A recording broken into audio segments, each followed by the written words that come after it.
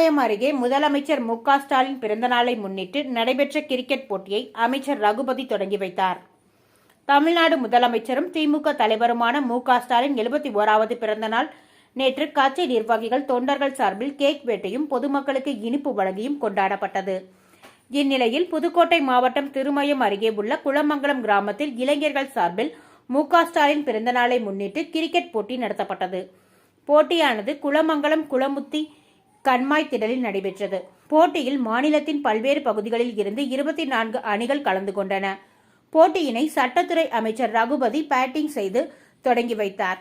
இறுதியில் போட்டியில் வெற்றி பெற்ற முதல் 4 அணிகளுக்கு ரொக்கப் பரிசு மற்றும் வெற்றி கோப்பைகள் வழங்கப்பட்டது.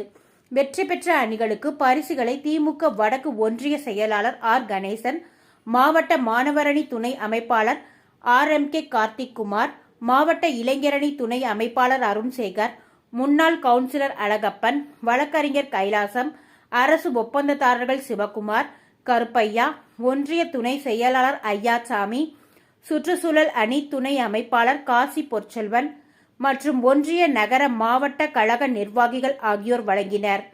போட்டிக்கான ஏற்பாடுகளை குளமங்கலம் இளைஞர்கள் மற்றும் ஊர் பொதுமக்கள் செய்திருந்தனர்.